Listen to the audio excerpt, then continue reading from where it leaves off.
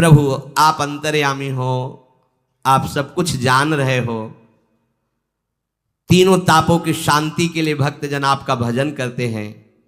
मैं देहधारी होकर जीव माता के उदर में मलमूत्र से रुधिर की झिल्ली में फंसा हुआ माता की जठराग्नि के ताप से जल रहा हूं।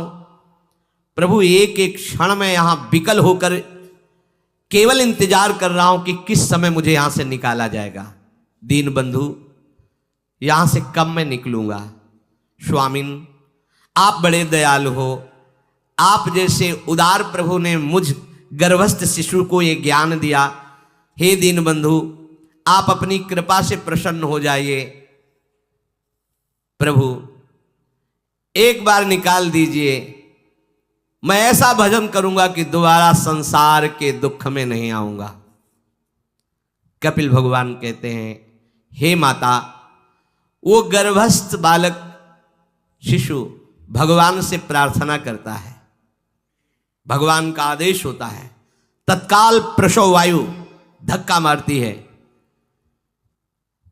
जे ही प्रसव वायु धक्का मारती तो उसको ऐसा भयंकर कष्ट होता है, जैसा पीछे लिखा है कि जैसे जिंदा किसी की चमड़ी उतारी जाए, ऐसा मां के गर्भ से निकलते समय उसे कष्ट होता है।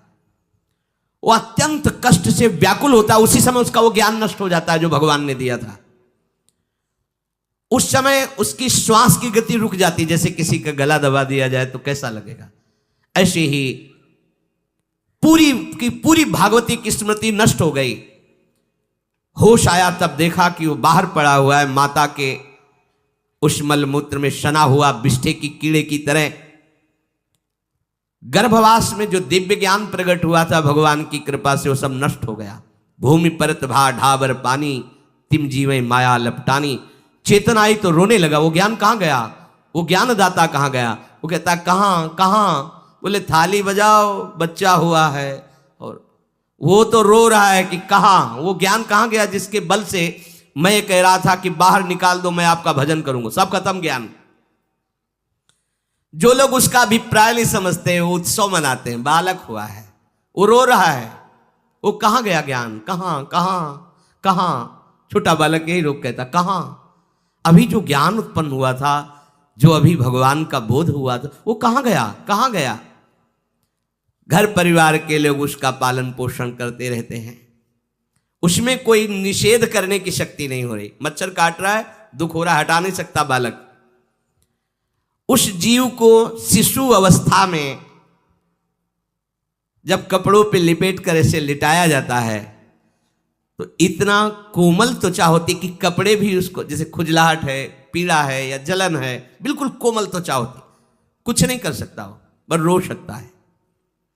ना खुजलाने की, ना करवट बदलने की, ना उठने की कोई सामर्थ्य नहीं। बड़ा कष्ट पाता है बाल्यावस्था में, क्योंकि त्वचा बड़ी कोमल होती है। दास मच्छर आदि जीव उसको काटते हैं। गर्भावस्था का कोई ज्ञान नहीं रहा, सिर्फ रोना ही रोना रह रहा। इस प्रकार उसकी बाल्या